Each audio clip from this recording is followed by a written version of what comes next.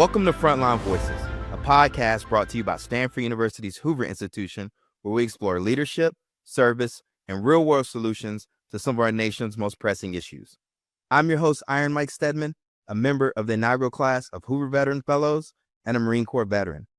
In August of 2021, as the last U.S. forces pulled out of Afghanistan, I went through a series of mixed emotions, including sadness, anger, and confusion about what was going to come next, specifically with regards to our Afghan allies that I fought alongside during my deployment in 2012. Initially, there was a lot of positive sentiment regarding Afghan resettlement in the U.S. in the immediate aftermath of the withdrawal. But over time, that sentiment has waned, and many organizations supporting it have had to deal with the repercussions. One of those is today's guest, John Moses, an Army veteran, VFP alumni, and founder of the Massachusetts Afghan Alliance, a nonprofit organization which provides a support system for Afghan allies and their families in Massachusetts. John takes us inside his journey, from his lessons learned in the uniform, the moral injuries of war, to building a great grassroots network that helped hundreds of Afghan refugees find safety and community in America. We also talk about what it means to navigate identity after service, the political and human realities of refugee resettlement, and why staying above the noise is essential when the stakes are measured in human lives. As always, I hope you enjoyed today's show and look forward to hearing your feedback. John, my brother, what's going on? How you doing, Mike? It's good to see you. I know it's good to be back on Frontline Voices. I know we've had a gap to release an episode. Apologize, you all. You'll also notice that I have glasses. I was debating with John whether I wear my glasses for this interview or not, and he told me that I look good in them. So we're gonna try something new. But John, I had a chance to spend some time with you in Washington, D.C.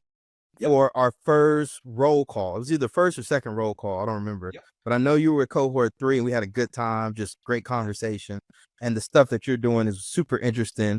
And it's very kind of timely to kind of have this conversation now because, when we get there, you guys will understand what I'm talking about. But in the interim, also, I just think you have an interesting background, and, to see where you've come from, finding your way to the Hoover Institution as part of the Veteran Fellowship Program, what that experience was like for you and your capstone project. So let's start off by just having you go ahead and introduce yourself to our viewers.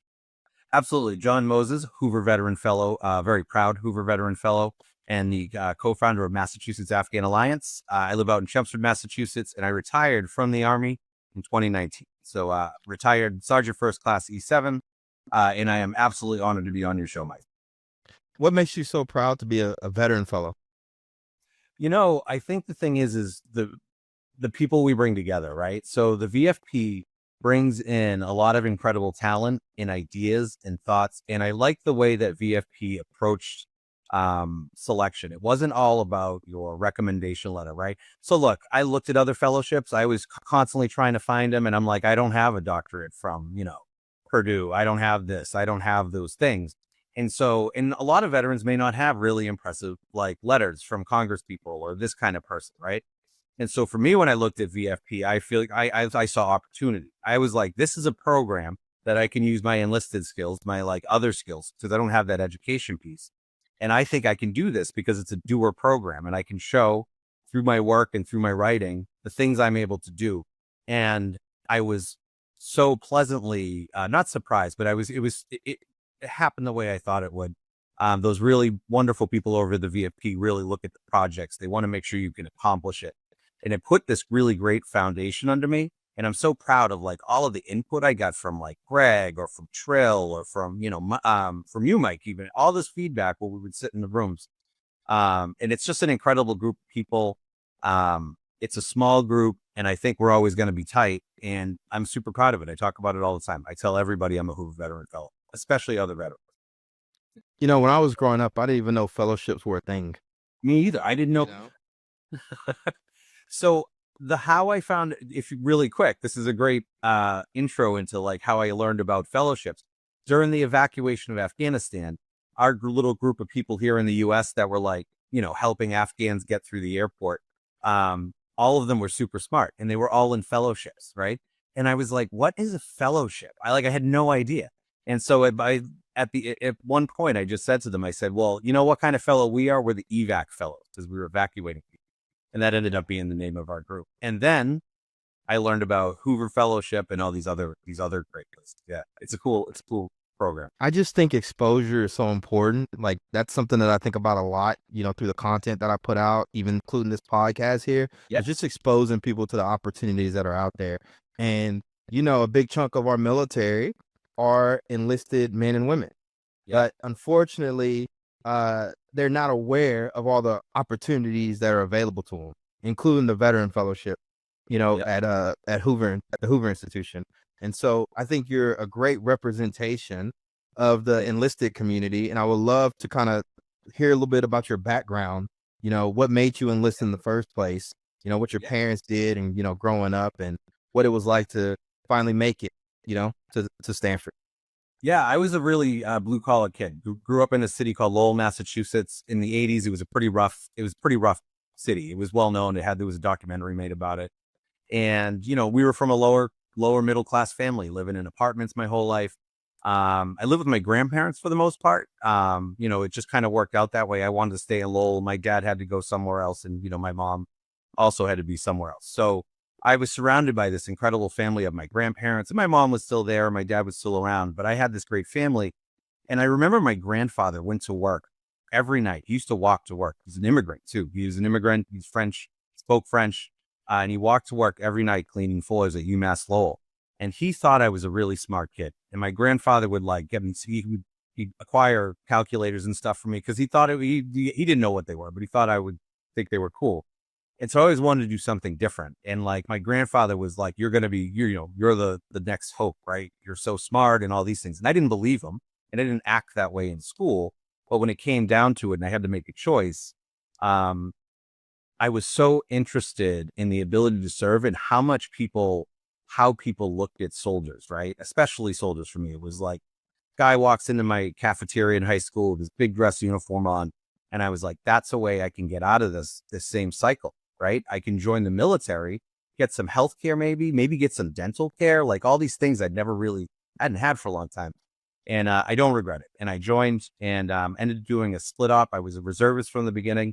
So I went between junior and senior year to basic, and then I went to my school training, which I changed my job later, but that's where I kind of started. And I was really inspired by wanting to do something right by especially my grandfather. He's one of my heroes. So.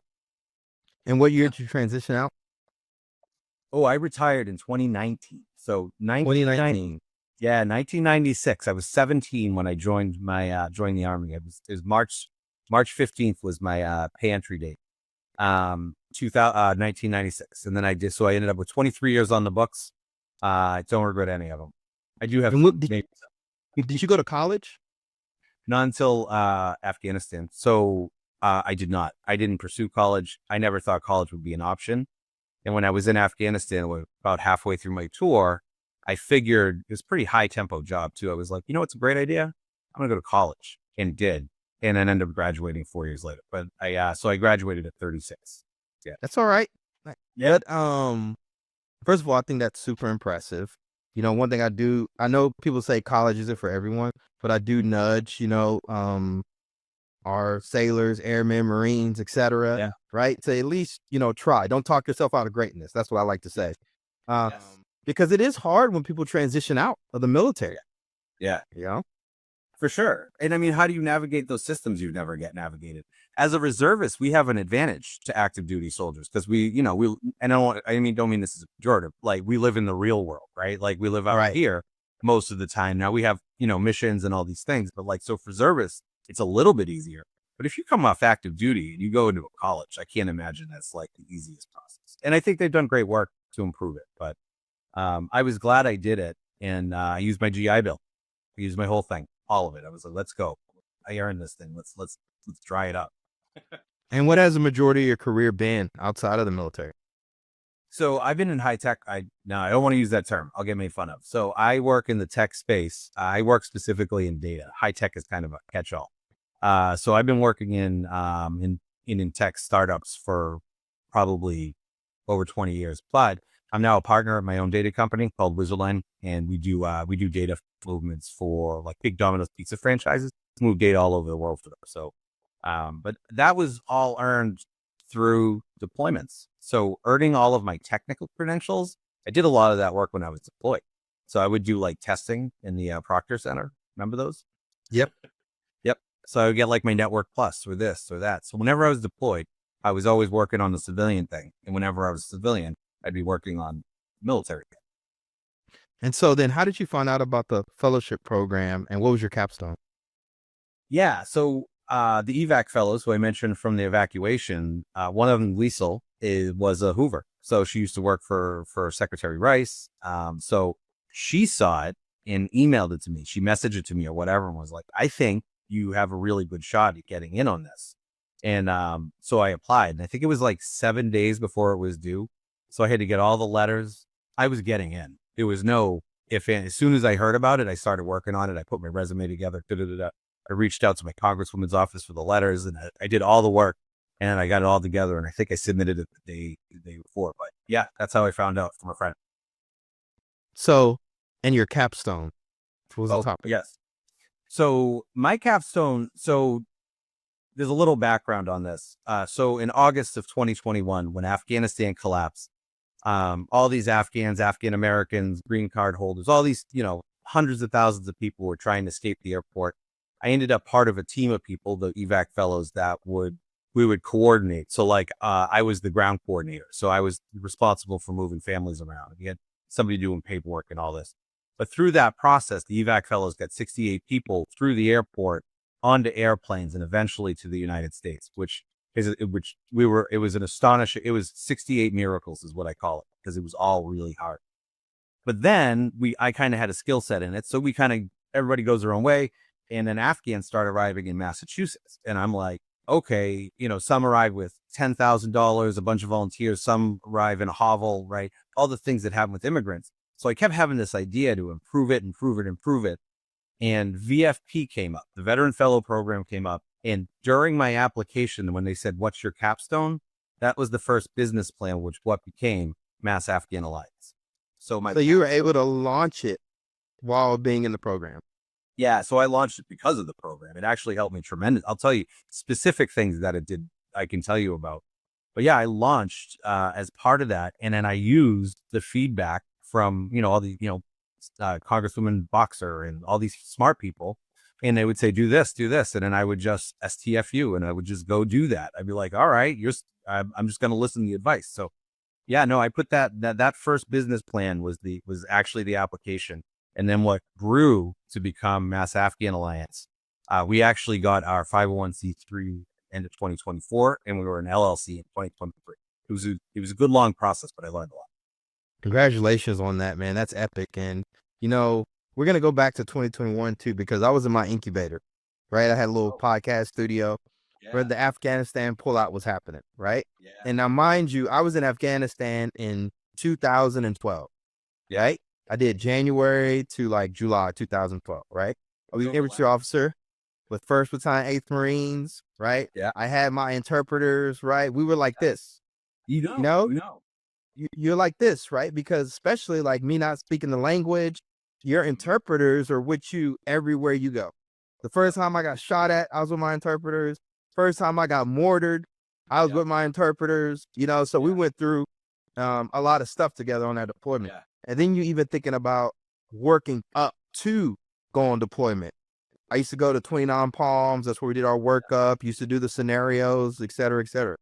So that was like kind of like another life, because a lot of life had happened between 2012 for me personally and 2021. Yeah.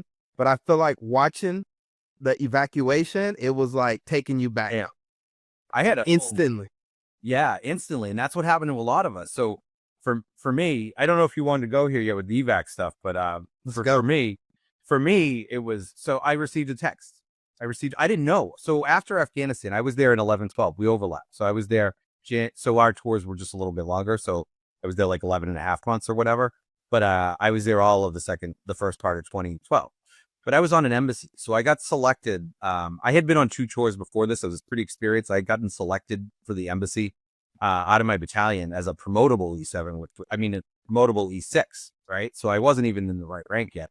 And they took me, which was just, again, like just a miracle, right? So I ended up surrounded in the embassy with Afghans, right? It was Afghan employees, 80%. It's something like 80% in a foreign nationals work in those embassies, right? And then I had my guy Masood, and then I had my dude Najim, and we were always on the road.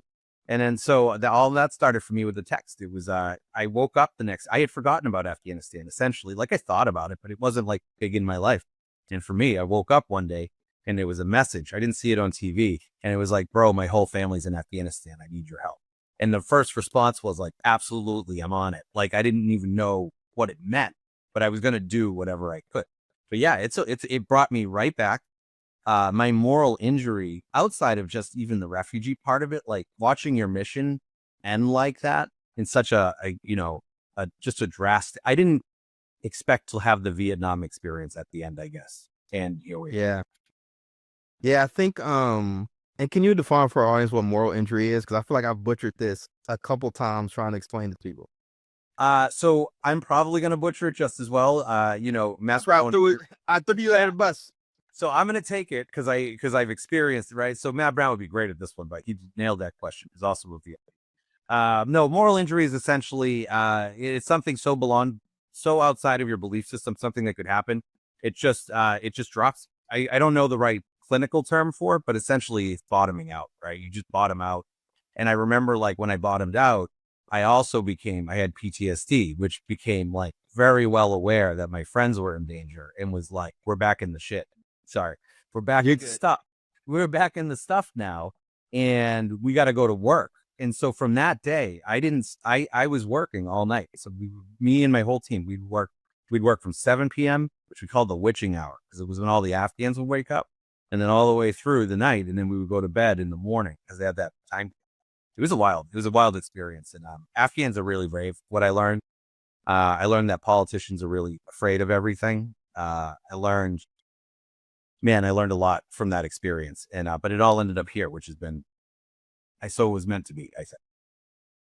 So you're coordinating a lot of these movements, because for those of you that are unaware, when the Afghanistan pullout started happening, a lot of U.S. service members that had connections and relations with their interpreters and stuff, etc., they went to work on Signal. Was Signal a thing at the time?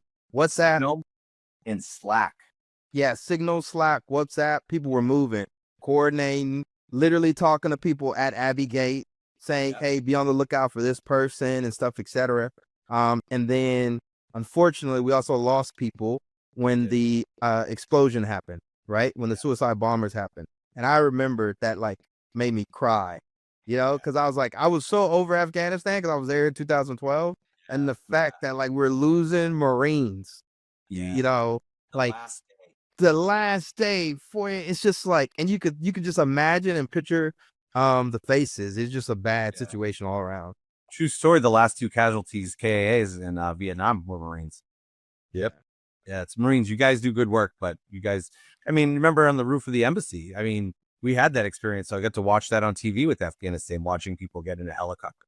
The difference between Afghanistan, though, and I think Vietnam it wasn't just, like on TV, it was in our phones. So these people are having real life trauma, right? And they were relaying it to you through photos and videos and all this stuff. So I think that was a big differentiator for that. But yeah, Afghanistan has remained large in my heart, ever since then. So, if you put that much effort and love into helping people get out, and I've been welcomed by a lot of these families now. So like been to weddings. I've met so many Afghan-American babies, which I got to tell you, bro, Afghan-American babies are it. That is the answer for me. That is the joy that I get out of it. So now let me ask you this. Okay. We're not going to get too spicy, y'all, I promise. Okay. There's a lot of support towards Afghan refugees in 2021. Yeah. Organizations were stood up, similar to yours, some run by VFP fellows. Yeah. Received a lot of funding, support, etc. Yeah. You fast forward to today. Yeah. Sentiment shifted, funding's dried up. Yeah. How has that experience been for you navigating that while leading an organization? And then how is it making you feel? And what's the, I would just kind of love your perspective. Yeah, absolutely. So I'm not a lawyer. I'm a practical expert on how to move people out of Afghanistan, move through the process and all of that. And even before, and I tend not to talk about anybody except the administration. I talk about government as government, right? So the previous government, when I worked with, were really difficult to work with. They actually weren't very, we had a lot of support in terms of money and all this stuff, but actually moving people, faster, moving people that were split up was still very difficult. And so after January 20th, there's a new administration, there's new rules. So veterans and volunteers and all these different people just kept following the rules. Okay, we're going to cancel this money, right? So it got to the point where it was, on the very first day, they canceled hundreds of flights, right? And so these Afghans that have been being moved into the United States, a lot of them weren't special immigrant visas. So like an interpreter, they could have been, a woman's activist. They could have been a teacher. They could have been a professor. And so these people, when they would come through, we would pay for them. Veterans cared so much and still care so much for Afghans that when the government said, we're not even going to pay, veterans stood up, and not just me, like small groups of people, they'll do like fundraisers and stuff. It costs like $15,000 to bring a person to the US just to get them like off their feet. And maybe not per person, but now they're not getting any cash. They're not getting any SNAP. So all of the things that have gone away now fall to volunteers. And more broadly, though, I think it's been really hard for me. So the immigration, right, has turned to a different direction, right? There's a new direction for the country. This is the way they want to go with it. And all of these people that are kind of, leaving the country now and being taken out include Afghans. And we have a core group of veterans, not a core group, a very large group of veterans that have now started escorting Afghans to courthouses. And I remember like after 9/11, and I bet you do too, right? I bet like this is our generation, right? So after 9/11, it was like, you guys are heroes, this, that, we're going to buy you Dunkin' Donuts coffee, like da da da da. And the world was all united to go to Afghanistan and free these people. Even though that wasn't the mission, we ended up taking up that mission. And I always thought we would get a little bit of deference for that, like for these people, right? For these particular immigrants. And what I have found is a lot of people that we thought were our allies in politics weren't. A lot of people that were that were former military. Where there's a former special forces operator that was in Congress now, is in this administration, and has not provided any voice for Afghan veterans. So I think what it is, it feels almost like the betrayal of this generation. It feels like the betrayal of the GWATs, right? All of us that were we did the same thing to the Kurds. We did the same thing to the Afghans, and we did the same thing to the Iraqis, which just makes me think this is what we do to people. But for those people on the outside, I will also say that Afghan veterans are watching, right? So we're watching these Afghans, and so we know the ones that are getting detained and deported. And I just wanted people to understand that I don't think it will be acceptable to continue to detain Afghans for veterans forever. And I'm not talking about me, but there are veterans that are definitely gathering and trying to figure out ways to make sure these things don't happen. So our friends. And what are the Afghans' perspectives? Afghan Americans. Fear. Someone I know, an Afghan American woman, carries her passport because she has an accent. She's Pashtun too. So she's got a thick accent, been in the country for years. People that haven't had asylum approved are terrified of the courts. The courts used to be a place of justice, and now the courts are a place of fear, which is why veterans, Marines, Air Force, all of us, we actually have a group called Battle Buddies with Afghan evac that you can sign up for to make sure you escort these Afghans into the courts. And it's been kind of successful so far. I think it's hard to stand up to somebody that's like, hey, I'm a veteran. I got my veteran hat on. It's not a good look. But yeah, so the Afghans are generally afraid. They're trying to do the paperwork, and they're still surviving. And that's the thing. These people that, they want to start removing them. There's not been a lot of empathy towards these people from people that used to support me in my neighborhood, right? Like these same people. And the thing is they're here, and despite being kind of maligned now and starting to feel like targets, you know what they do, Mike? They show up to work, they work, they go to school, they go to college, and they just work and try to build a better life for their family and try to not be afraid like they were in Pakistan or in Afghanistan. So anybody that thinks Afghans should go, they're wrong. How do you navigate? So, listen, I'm just gonna say this, right? Like, how do I say this? Actually, let me think about this. How do you stay above the noise? Mm. There's a lot of landmines out there now, particularly when you start Yeah. talking about immigration. Yep. And you're talking about a population that, like you Yeah. said, gets lumped in with, the Middle East, Muslim. At one point there was a Muslim ban, right? At Yeah. least said publicly. I don't know if we actually put it on paper, but Yep. how do you navigate that space and staying above and not getting in the mud too much? So I've learned I've learned a lot from being a VFP. And one of the things I've learned from watching some of these incredibly successful people is the larger goal is more important, right? So if I go out and I start yelling, and I get emotional about this, right? And this is a politically charged thing. I try to show the view from the ground. I'm the guy that's trying to help people directly with all my volunteers, and we get to live through all of the stuff that happens to them. I lost myself. Where was I going there? What was the question? I'm sorry, Mike. My other question was, how do you avoid these landmines while Yeah. staying above? Yes, it's a good question. So staying above, there's a couple things I do. I work really hard not to go, bashing a specific president. I talk about the fact that, like I did right there, I struggled with the last administration. People that think he was just letting in refugees, my experience was actually very opposite. They were very by the book to the point where it was painful for Afghans. We thought they were Afghans that deserved a better chance, but that's not what the rules say. And I talk about it like the administration now. The way the administration is operating isn't friendly to immigrants. So to stay above it, I work hard at being a better voice for these people. I think in the space I am now, I'm a better tool or asset to the, Afghan people by speaking on things like this. Or I go on very right-wing shows sometimes, and I put up with all the abuse I get and all the nasty comments, because maybe when I'm talking about the fact I grew up on 6th Street, right, and I'm just a dude that joined the army, I'm not like some Democratic politician, maybe I can get some of them to see that maybe these policies are just too much. Some of the policies that are going to hurt these Afghans are just too much. So I have a higher responsibility to keep myself calm. And that's the thing I learned from watching people like Secretary Rice. Denise is a great Example. So No, Denise is she's got it. When I had a chance to interview Dr. Rice on the podcast, that's one thing I told her that I've learned from her and I admire her for, is like the poise, the dignity, because I know at sometimes people we call it, crashing out these days, right? Yeah. But, just keeping the main thing, trying to stay above the fray. But it's so hard because there's nuances with everything. I can't think of a conversations around the dinner table today in America that are more, cause more conflict than even talking about like immigration. Yeah. And I'll tell you, and just if you want to talk about MAA for a little, how we've been affected as it. So what we've done some new things as an org.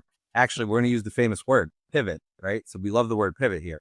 So I had designed Mass Afghan to be a resettlement assistance and some other stuff, but really it was going to be resettlement assistance. Resettlement shut off, right? So now we're kind of in this space. We're actually doing a lot of really good work. I want to pivot a little bit into this, right? So we come out of this, everything changes. So the question becomes, what can Mass Afghan do? And so what we were doing some of the things we've already been doing. So Mass Afghan, just to give you guys so we've raised about $25,000 this year through grants and individual donations, and about $5,000 last year, which was our first year. But we've been doing really well. People see the mission. So we host private events. We invite the Afghan community, the volunteer community. Sometimes we'll have a women's only event where we bring in different resources, and they get to eat and dance and do henna and talk about things all Afghanistan. And more broadly, we've been adopted a lot by the Southwest Asian community. So we're doing stuff with Iranians too. We've kind of expanded out a little bit because it's a larger community. And we've gotten funding from the Asian American Pacific Islanders community, Asian Community Fund, and they've been really supportive. But so we've hosted these amazing events. I got to one of them, we had artists come in. There's this wonderful author, Sola Mahfouz. She was in Afghanistan, then ended up in Pakistan for 9 years. Had the blue book and everything, and she's a wonderful writer. We got to meet her. And we do ad hoc support. So today we paid for some driving lessons, more as a public service for everybody else, because this particular person's not a great driver, but we want to help them with that. And then we just helped a pregnant woman leave a toxic situation with an Afghan husband. So we've resettled her and we're kind of helping her out. So yeah, all of that raising has now done some really good things. And despite it being really dark, there's always still hope out there. And I'm really hoping someone figures out that this is kind of just a step. All of it feels like a step too far, the approach to all of this. But I'm hoping that veterans and Afghans can finally be the ones to be like, hey, like, can we just show you how to do it right? Can you just let veterans do this? But we'll see. We'll see. You know, one of the things I like about being in the Northeast is I grew up in the South, right? And don't get me wrong, right? Very multicultural. I don't even know if we can say this term anymore, but we can say multicultural, can't we? I hope so. Yes, we can. But what I will say is in New York City, right, you just get exposed to so many different groups of people, religions, etc. It truly is like a melting pot. But sometimes I worry that when we're not exposed to one another, it creates like this kind of fear. You know, and it's very tribal, right? And people want to protect their little corner of the earth, right? Right.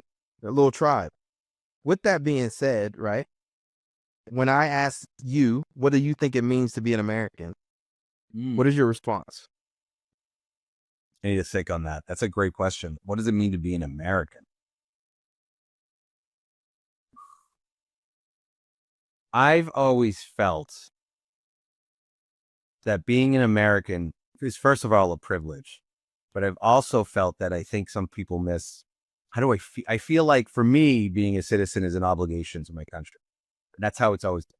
Selfless. That's the emotion I would like, when I think of like, what does it be to be an American? It means to be selfless, not only to your country, but to your neighbors, right? That was always the e pluribus unum from many one, was this opportunity to be selfless and love your neighbor.